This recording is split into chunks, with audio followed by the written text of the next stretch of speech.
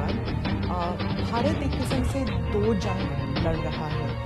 एक तरफ कोविड तो दूसरी तरफ चाइना की फौज लद्दाख में हमें तंग कर रही है, घुसने की कोशिश कर रही है। तो आप जो है, आपकी सरकार जो है इन दोनों से जूझ रही है। इसलिए मैं सवाल पूछना चाहूँगी कि पहले तो कोविड के बारे में। मैं एक बात स्पष्ट कर दूं, दोनों जंग हम जीतेंगे और जनता को आश्वस्त करना चाहता हूं कि मोदी जी के नेतृत्व में दोनों जंग जीतेंगे। परंतु आज मैं सिर्फ कोविड और विशेषकर दिल्ली की कोविड की परिस्थिति के लिए बात करने के लिए आपके सामने हूं, क्योंकि विगत 2 सप्ताह में दिल्ली में बहुत सारे कदम उठाए गए हैं, कोऑर्डिनेशन भी बढ़ा है और धीरे धीरे स्थिति को हम सुधारने का प्रयास कर रहे हैं। मगर कुछ चीजें ऐसी हैं जो दिल्ली की जनता से साझा करना जरूरी है और जागरूकता की दृष्टि से भी ये जरूरी है और उनको जो करना है उसके लिए भी जरूरी है। इसलिए आज विशेषकर दिल्ली के कोरोना वायरस की स्थिति पर, संक्रमण के फैलने की स्थिति पर और देश के कोरोना वायरस संक्रमण पर ही बात करेंगे, एक लिमिटेड सब्जेक्ट पर बात करेंगे। जी, दिल्ली के बारे में आप कह रहे थे तो मैं दिल्ली से ही सवाल करती हूँ कि दिल्ली की तुलना जो है वो वुहान से की जा रही है कि बेड नहीं है, टेस्टिंग नहीं है और जनता में एक रोष भी है, घबराहट भी है कि जो हॉस्पिटल्स हैं वो मना कर रहे हैं कुछ लोगों को लेने के लिए और अगर अंदर ले भी रहे हैं तो उनकी फीस बहुत ज़्यादा है। तो इसको निपटने के लिए क्या किया जाए? देखिए, मैं थोड़े चरणबद्ध आपके सभी सवाल के अगर पहले मैं एक स्थिति स्पष्ट करता कि लगभग जून के दूसरे सप्ताह में दिल्ली के उप मुख्यमंत्री मनीष सिसोदिया का एक बयान आया। सिसोदिया जी ने बताया कि भाई 31 जुलाई को दिल्ली में 5.5 लाख तक कोरोना के संक्रमित हो जाएंगे, न जगह बचेगी न बेड बचेंगे और एक प्रकार से स्थिति खराब होगी। इससे दिल्ली की जनता में बहुत सारा भय हुआ। उनका अनुमान जो था वो आंकड़ों के आधार पर थी, मैं वो अनुमान सच गलत उसमें जाना नहीं चाहता, परंतु एक भय की स्थिति पैदा हुई और कई लोग पलायन की भी सोचने लगे। एक दूसरा निर्णय आ गया कि दिल्ली के बाहर की व्यक्तियों को दिल्ली में इलाज नहीं कराना चाहिए। अब मैं आपको बताना चाहता हूँ, मैं भी दिल्ली के बाहर था, मैं भला कहाँ जाऊंगा अगर मुझे कुछ होता है। दिल्ली देश की राजधानी है, बहुत सारे राज्यों के लोग यहाँ पर रहते हैं, आते हैं, जाते हैं। आसपास के राज्यों से जैसे उत्तराखंड से, उत्तर प्रदेश से, हरियाणा से, राजस्थान से ढेर सारे लोग यहाँ बसते हैं। ऐसा करना संभव नहीं था, तो वो निर्णय को केंद्र सरकार ने बदला और ये तय कर दिया कि हर एक व्यक्ति का इलाज हर एक अस्पताल में होगा।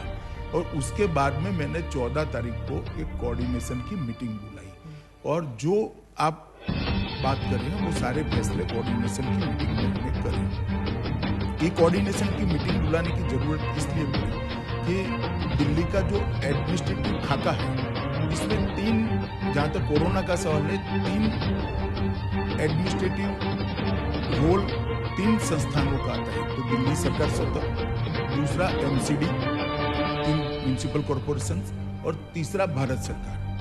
तो ये तीनों के बीच में कोऑर्डिनेशन होना जरूरी था। तो वो मीटिंग का मुख्य उद्देश्य था, देश और दुनिया के कोरोना के खिलाफ की लड़ाई की बहुत सारी इंफॉर्मेशन भारत सरकार के तज्ञों के पास थी। जैसे डॉक्टर पॉल है, नीति आयोग के मेंबर हैं, हमारे डॉक्टर भार्गव हैं, आईसीएमआर के हैं और एम्स के डायरेक्टर गुलेरिया जी हैं। ये तीनों के पास पूरे देश भर की स्थिति और दुनिया भर की लेटेस्ट स्थिति की जानकारी थी। भारत सरकार काफी कुछ मदद भी कर सकती है। दिल्ली सरकार का स्वास्थ्य विभाग और दिल्ली सरकार का मेन रोल है ही है और अस्पताल बहुत सारे एमसीडी के हैं, नीचे के कर्मचारियों की संख्या भी एमसीडी की ज्यादा है। तो एक व्यापक अभियान कोरोना के खिलाफ चलाना है तो तीनों ने मिलजुल कर काम करना पड़ेगा। तो मैंने मीटिंग बुलाई, इसमें दिल्ली के मुख्यमंत्री जी भी आए, उप मुख्यमंत्री जी भी आए, भारत सरकार के स्वास्थ्य मंत्री भी थे, ये तीनों डॉक्टर भी थे और बाद में एमसीडी के मेयरों के साथ भी मीटिंग की। इसमें हमने बहुत सारे निर्णय लिए और आज मैं कह सकता हूं विश्वास के साथ कि 5.5 लाख वाली स्थिति 31 जुलाई तक नहीं है। पर ये क्राइसिस तक क्यों आया? क्योंकि अगर कोऑर्डिनेशन थी तो 14 जून वाली मीटिंग की क्या जरूरत थी? क्या पता नहीं था कि ये होने वाला है? देखिए, आमतौर पर दिल्ली सरकार की जिम्मेदारी है कोऑर्डिनेशन करने की और व्यवस्थाओं को ठीक करने की, मगर जब मनीष सिंह का बयान आया तब मुझे लगा कि अब भारत सरकार को ब्रेक से रहना चाहिए। मोदी सरकार की पूरे देश की जवाबदारी, प्रधानमंत्री जी की पूरे देश की जवाबदारी। प्रधानमंत्री जी ने भी मुझे कहा कि भाई गृह मंत्रालय ने इसमें इनिशिएटिव लेकर आगे बढ़ना चाहिए, दिल्ली सरकार को मदद करना चाहिए। आज भी मैं स्पष्ट कर रहा हूँ, दिल्ली सरकार को हम मदद कर रहे हैं, परंतु कोऑर्डिनेशन जब तक नहीं होता, इसलिए भारत सरकार ने इसमें कोऑर्डिनेशन की दृष्टि से हस्तक्षेप तो नहीं कह सकते, मगर एक मीटिंग बुलाकर काम करना शुरू किया। इसमें जो कमियां हमारे ध्यान पर आई, व्यापक चर्चा की, कुछ दिल्ली सरकार ने भी मुद्दे रखे, कुछ जो एक्सपर्ट्स थे उन्होंने रखे, कुछ एमसीडी के मेयरों ने रखे, क्योंकि दूसरे ही दिन मैंने मेयरों के साथ भी मीटिंग की, ऑल पार्टी लीडर्स के साथ भी मीटिंग की, और सबके जो सुझाव है इसके आधार पर हमने बहुत सारे निर्णय करे। सबसे पहला निर्णय करा कि 30 जून तक कंटेनमेंट जोन के हर घर का सर्वे हो जाएगा। इसमें हल्का सा भी लक्षण है, जिसमें कोरोना का खांसी है, जुकाम है, बुखार है, कुछ भी है, सर दर्द है, सूंघने की क्षमता चली गई है, टेस्ट चला गया है, ये सारे लोगों की सूची तैयार की और हमने मास लेवल पर टेस्टिंग बढ़ाया। पहले मैं बाद में टेस्टिंग बढ़ाऊंगा, मगर मास लेवल पर टेस्टिंग बढ़ाया और मुझे भरोसा है कि ये 30 तारीख तक हम पूरा कंटेनमेंट जोन का टेस्टिंग कर देंगे और बाद में 21 जुलाई को तय किया कि पूरे दिल्ली का हाउस टू हाउस करेंगे, जिससे जिसको थोड़ा सा भी कोरोना का भय है उसका टेस्टिंग किया जाए और कम से कम उसको आइसोलेशन में डालने से वो फैलाएंगे।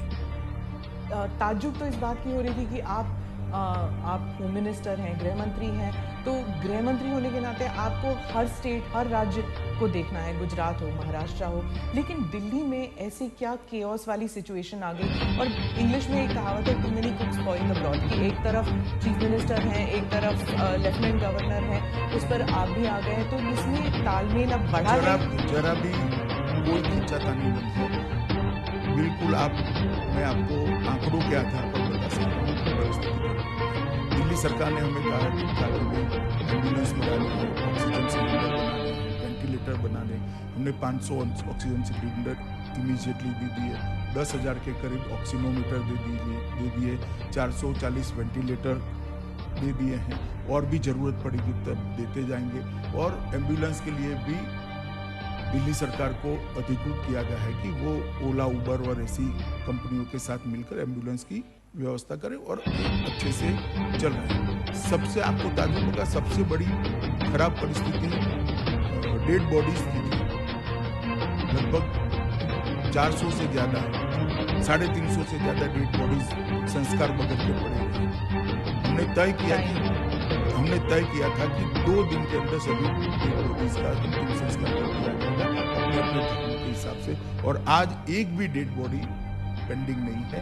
और जिनका दुर्भाग्य से मृत्यु होता है उसका हमने तुरंत ही उसी दिन शाम तक संस्कार हो जाए, ऐसी व्यवस्था करी है और अच्छे से चल रही। इसमें एमसीडी का बहुत बड़ा रोल है, दिल्ली सरकार का भी रोल है। दूसरी बहुत सारी कंप्लेंट्स आ रही थी स्मिता जी की, अस्पतालों की स्थिति ठीक नहीं, उनको गाइडेंस चाहिए, तो एम्स के टेलीफोनिक गाइडेंस की हमने व्यवस्था कर दी।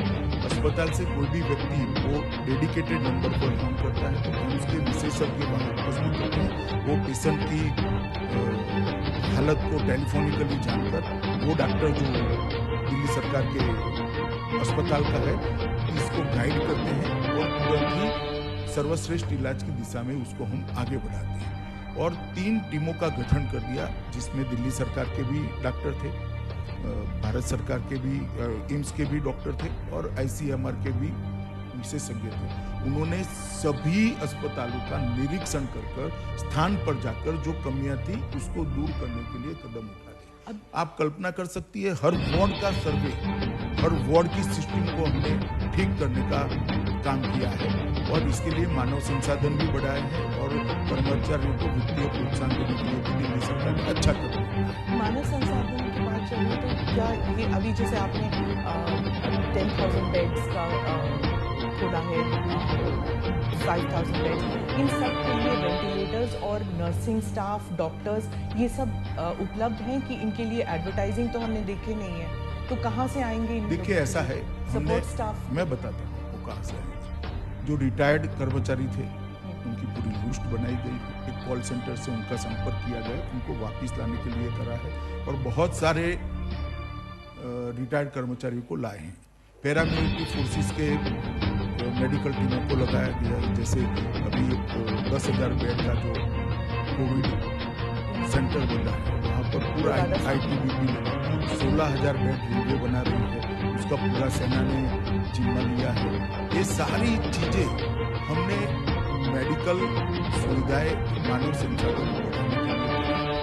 कोऑर्डिनेशन की जब बात चल रही थी तब भी बार बार डिसीजंस चेंज होते हैं कि होम आइसोलेशन होगा कि नहीं होगा, कंपलसरी होगा कि नहीं होगा, दिल्ली गुड़गांव के बीच ट्रैफिक आने देंगे कि नहीं, दिल्ली नोएडा के बीच। NCR का तो कॉन्सेप्ट खत्म ही सा हो गया है। ऐसा नहीं हुआ। जहाँ तक कोविड का सवाल है, NCR की भी मैंने मीटिंग की, NCR के सारे लोग आए थे, इनके साथ मीटिंग की है, और अभी दिल्ली का जो मॉडल बना है, मैं दोनों मुख्यमंत्रियों से बात करने वाला हूँ। अरविंद जी तो मुख्य है ही है, उनको साथ में रखकर ही फैसला करते हैं, परंतु उत्तर प्रदेश और हरियाणा के मुख्यमंत्रियों से भी बात करूंगा, और NCR को पूरा संपूर्ण जानकारी अब तक इकट्ठा हो गई है, गृह मंत्रालय में और स्वास्थ्य मंत्रालय में आ गई। एक समन्वित रणनीति हम मुख्यमंत्रियों से बात कर, और इसी तरह से टेस्टिंग बढ़ाना, अस्पतालों का गाइडलाइन तय करना, ये सारी चीजें NCR में भी चली जाएगी।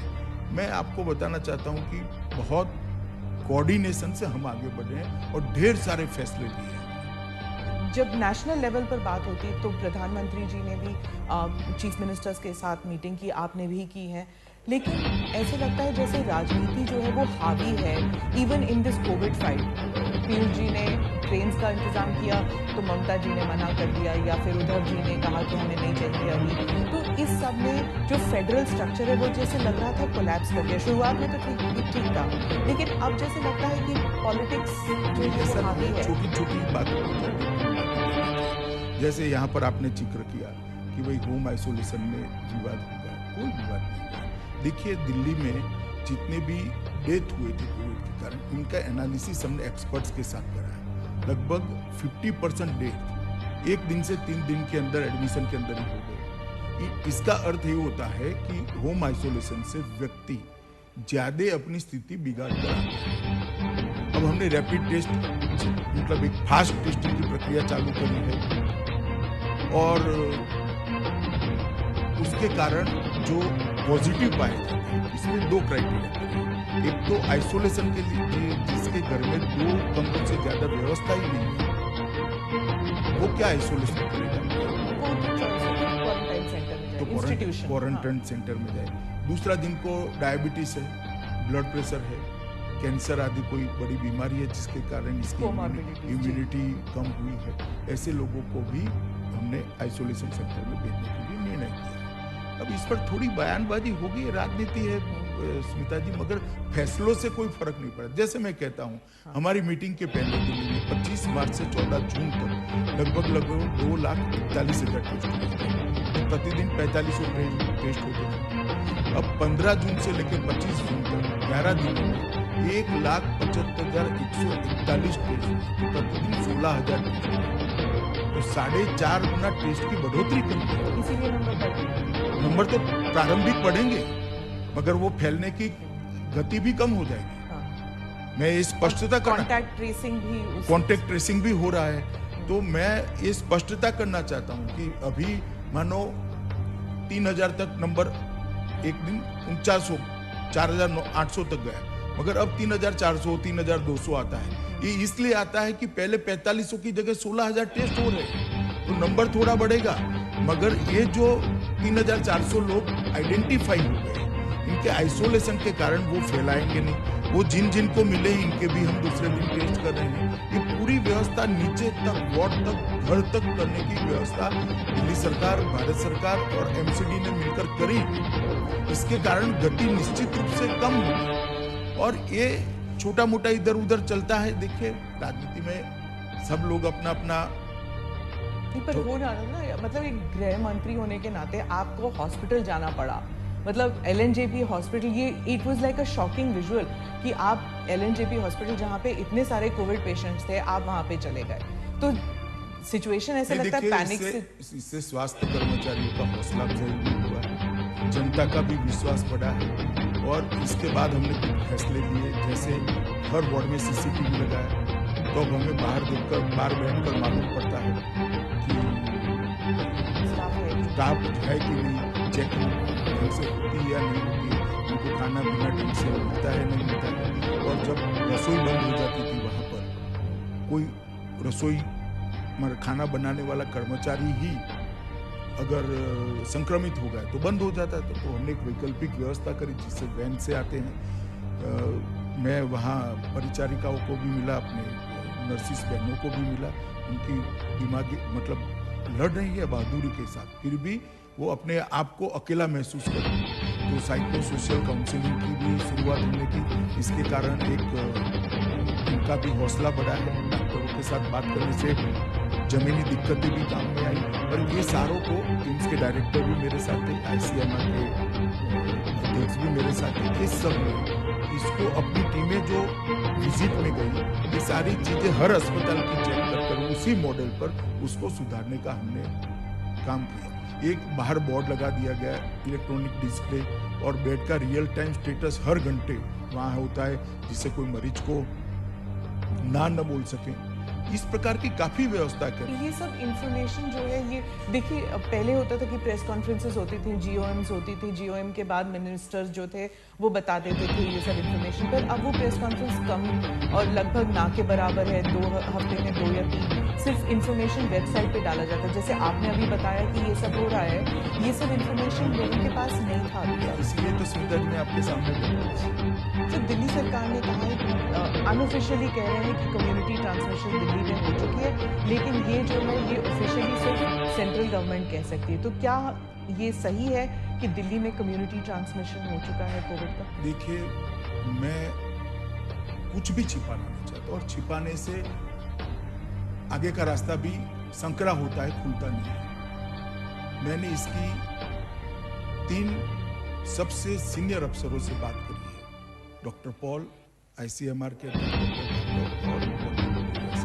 अभी ये ऐसी स्थिति इसलिए दिखाई देती थी क्योंकि करे हुए टेस्टों में 30% पॉजिटिव आते थे, मगर वो इसलिए आते थे कि आप अंतिम समय में ही टेस्ट में ले जाते थे।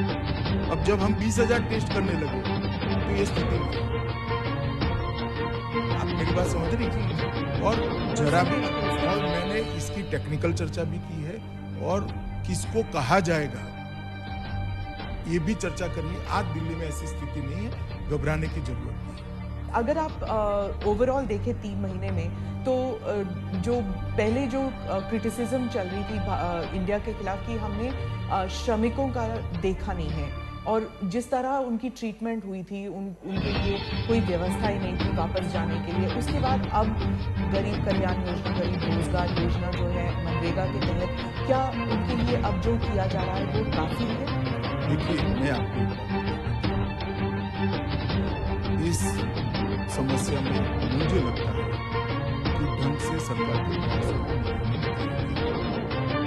जिस दिन से लॉकडाउन हुआ उसी दिन से मैंने भी और प्रधानमंत्री जी ने सभी मुख्यमंत्रियों से व्यक्तिगत बात करी थी कि श्रमिकों के लिए आप रहने की, खाने की व्यवस्था करिए, इंडस्ट्रीज बंद हो जाए। सभी राज्यों ने व्यवस्था की, लगभग 2.5 करोड़ लोगों के भोजन की व्यवस्था की गई। पैसे का सवाल आया, प्रधानमंत्री जी ने तुरंत निर्देश दिया, 11,000 करोड़ रुपया गृह मंत्रालय से एनडीआरएफ का अकाउंट में सभी राज्यों को ट्रांसफर कर दिया गया। उसके बाद जब जहां जाना था वो राज्यों में व्यवस्था ठीक हो गई, तो अस्पताल शुरू हो गए, ढंग से इसके लिए तैयार किए गए, क्वारंटाइन सेंटर बन गए। इसके बाद श्रमिक दिन के दिन ही, मजदूर दिन के दिन ही प्रधानमंत्री जी ने श्रमिक स्पेशल ट्रेन चलाने का फैसला लिया, और लगभग 4,594 ट्रेन अब तक गई है। 63 लाख श्रमिक, 63 लाख श्रमिक जो दूर के विस्तार में है वो ट्रेनों के माध्यम से सफलतापूर्वक गए हैं। 42 लाख के आसपास श्रमिक आसपास के जैसे गुजरात से राजस्थान में, महाराष्ट्र से गुजरात में, आंध्र से तेलंगाना में, केरल से तमिलनाडु, इस प्रकार के श्रमिक जो पड़ोसी राज्य के थे वो बसों के माध्यम से पहुंचा दी। ये बात ठीक है, कुछ बसें ऐसे हुए तो हर व्यक्ति को दुख पहुंचा, इसका हमें भी धैर्य जब खो देता है व्यक्ति तो पैदल निकल गया। उसके लिए भी प्रधानमंत्री जी ने सभी मुख्यमंत्रियों को सूचना दी, मुझे भी सूचना दी। मैंने सभी मुख्यमंत्रियों से बात करी कि आप रोड पर एसटी बस चलाएं, उनको एक रेलवे स्टेशन पर ले जाए और रेलवे वहां से ले जाएगा। तो मैं मानता हूं लगभग सभी चीजों को मिल मिलाकर 1 करोड़ 20 लाख लोगों को देश के एक कोने से दूसरे कोने में पहुंचाने का काम किया। हर राज्य ने, विशेषकर यूपी ने, बिहार ने, उड़ीसा ने, जहां श्रमिक ज्यादा जाने थे, झारखंड में, ये सभी राज्यों ने क्वारंटाइन सेंटर बनाए। बस स्टेशन रेलवे स्टेशन पर उतरने के बाद राज्य की एसटी बसों से उनको पहुंचाया गया क्वारंटाइन सेंटर। क्वारंटाइन सेंटर में 14 दिन रखा गया। निकलने के बाद किसी राज्य ने 1000 रुपया, किसी राज्य ने 2000 रुपया उनको दिया है घर पहुंचने के। नहीं, घर तो पहुंचाया बसों से, एक्स्ट्रा दिया है, एक किट दी है और खाने पीने का इंतजाम करा है। अब वो सारे श्रमिक अपने गांवों में अच्छे तरीके से सेट हुए। जहां तक रोजगारी का सवाल है, प्रधानमंत्री जी ने रोजगारी के लिए अभी ही एक स्कीम लॉन्च की है और कल यूपी में कार्यक्रम हुआ, उसके 2 दिन पहले बिहार में कार्यक्रम, लोगों को रोजगारी देने के प्रयास हुआ है। मनरेगा के दिन भी बढ़ाए गए हैं, वेतन भी मनरेगा का बढ़ाया गया है और एक अस्थायी परिस्थिति है। इसके बाद में सभी श्रमिक अच्छी परिस्थिति होते ही अपने अपने जहाँ उनका नौकरी, परमानेंट नौकरी का काम करते हैं वहाँ जाना जरूर चाहेंगे। जो चाहेंगे उनको भेजने की भी व्यवस्था है, ट्रेन चालू हो गई है, काफी सारे लोग अभी जा भी रहे हैं। मगर भारत सरकार ने एक विशेष ड्राइव चलाकर उनको अभी जब तक कोरोना है तब तक, और कुछ जगह पे ये परमानेंट भी व्यवस्था हो जाएगी, इसके चलते वहीं पर उनको रोजगारी मिले, इसका एक अभियान चला है। तो मैं मानता हूं कि बहुत ढंग से इसको हमने एड्रेस किया। राहुल गांधी जो है उन्होंने शुरू से ही कहा कि या तो ना तो श्रमिक के मामले में, ना फिर अब कोविड से जो मुकाबला हो रहा है इसमें मोदी सरकार जो है बिल्कुल ही नाकाम रही है। उन्होंने तो सरेंडर का लफ्ज इस्तेमाल किया है आपकी सरकार के खिलाफ कि जीत नहीं सकते। कोरोना के खिलाफ भारत सरकार ढंग से लड़ी है। मैं राहुल जी को एडवाइस नहीं दे सकता, उनको एडवाइस देने का काम उनकी पार्टी के नेताओं का है। और मैंने पहले भी कई इंटरव्यू में कहा कि कुछ वक्रदृष्टा लोग होते हैं, उनको सीधी बात भी वक्र दिखाई पड़ती है। जहां तक कोरोना की लड़ाई का सवाल है, भारत सरकार ने ये लड़ाई ढंग से लड़ी और विश्व के परिप्रेक्ष्य में कोरोना को देखेंगे तो हमारे आंकड़े बहुत अच्छे विश्व के परिप्रेक्ष्य में। और शुरू से देश भर, दुनिया भर में सरकारें कोरोना के खिलाफ लड़ी है। नरेंद्र मोदी जी के नेतृत्व के कारण भारत के अंदर सरकार भी लड़ी है और 130 करोड़ लोग भी लड़े हैं और सब राज्य सरकारें भी लड़ी है। वो नरेंद्र भाई की नेतृत्व की स्वीकृति का परिणाम है। मैंने आज तक मेरे सार्वजनिक जीवन में और मेरी स्मृति में एक भी घटना ऐसी नहीं है कि एक नेता के कहने पर एक भी पुलिस के बगैर पूरा देश कर्फ्यू में, हर घर में घंटी बजाई गई, हर घर दिया जलाए।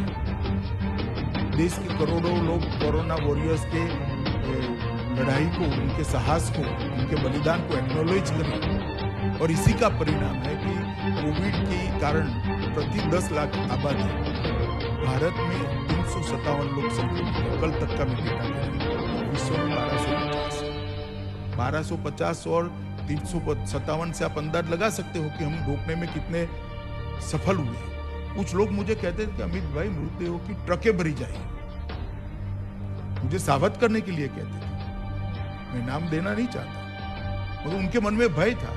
मगर आज भारत सरकार, सभी राज्य सरकारें और मोदी जी के नेतृत्व के कारण विश्व में जब 1250 लोग संक्रमित हैं, हम 357। अमेरिका के पूरा ये बहुत महत्वपूर्ण सवाल है। अमेरिका में 7,569 लोग संक्रमित प्रति 10 लाख, ब्रिटेन में 4,537, ब्राजील में 5,802 और रूस में 4,254 लोग संक्रमित हैं। और रिकवरी रेट जो मार्च 25 को 7.10 था, अब 55% हुआ है। आज का अखबार देख लीजिए तो 57% हुआ है। तो मैं मानता हूँ ये बहुत अच्छी स्थिति है।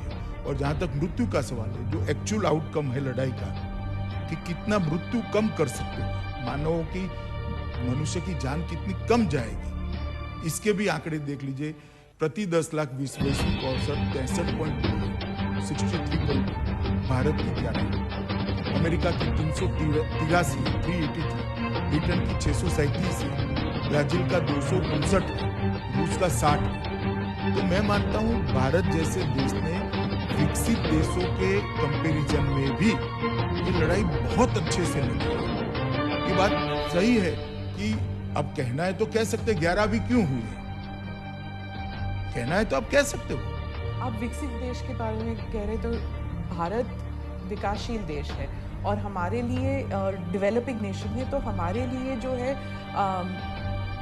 इकोनॉमी को एक to bring it back to normalcy, उसके लिए इंडस्ट्री का फिर से शुरू होना बहुत ज़रूरी है। और जब श्रमिक चले गए हैं तो जो स्मॉल स्केल इंडस्ट्रीज हैं वो तो प्रोडक्शन कर ही नहीं पा रहे, तो how is it going to improve? देखिए, श्रमिक चले गए हैं पर अगस्त तक तो रेलवे चलेंगे नहीं, तो फिर रेलवे आज भी चालू है। रेलवे आज भी देश के 90% रेलवे स्टेशनों को रेलवे ने कनेक्ट कर लिया है। ये बात सही है कि अभी की स्थिति में कोई नहीं चाहेगा कि दूसरे राज्य में जाए, परिवार वाले जाने भी नहीं देंगे कुछ समय, मगर ये वैश्विक स्थिति है। मुझे पूरा भरोसा है कोरोना काल में नरेंद्र मोदी सरकार ने इस समय का उपयोग करते हुए ढेर सारे रिफॉर्म्स किए हैं, चाहे कोयले के क्षेत्र में हो, खदानों के क्षेत्र में हो, चाहे इलेक्ट्रिसिटी के क्षेत्र में हो, इंडस्ट्रियल पॉलिसी के अंदर लचीलापन लाना, बदलाव लाना, बैंकिंग सिस्टम के अंदर बदल लाना, ढेर सारे बदलाव किए हैं। और कोरोना के बाद की स्थिति को देखते हुए तो मुझे लगता है हमारा बहुत बड़ा एफर्ट्स है जो निश्चित परिणाम लाएंगे।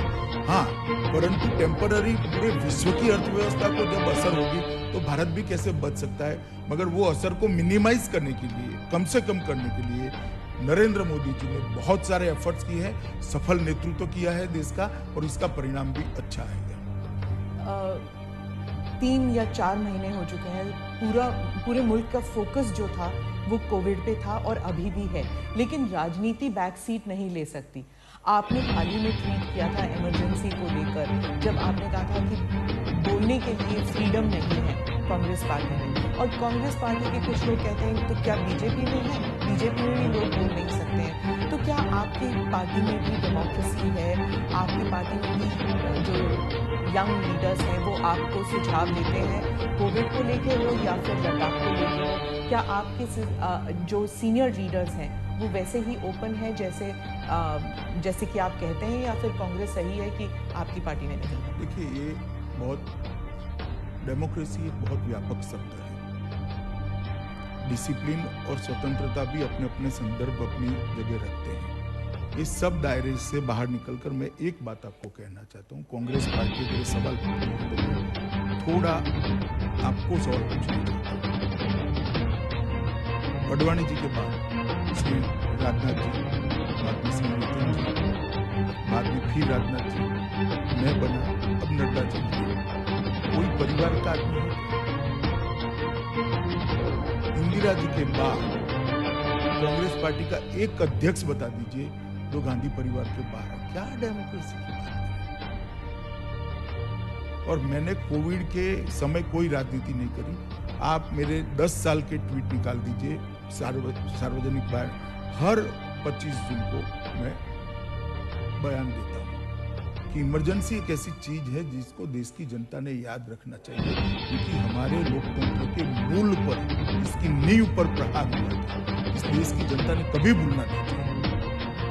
किसी भी राजनीतिक कार्यकर्ता ने, किसी भी नागरिक ने, किसी भी सिटीजन ने इसको नहीं भूलना चाहिए। ऐसे प्रयासों को हमेशा याद रखना चाहिए और इसके खिलाफ जागरूकता भी रखनी चाहिए। और ये कोई एक दल की बात नहीं है, देश के लोकतंत्र पर जो आघात हुआ था इसकी बात है। हर बार प्रसंग के अनुरूप उसकी भाषा बदलती है, इसका टोन बदलता है, परंतु वो ट्वीट मेरा एंटी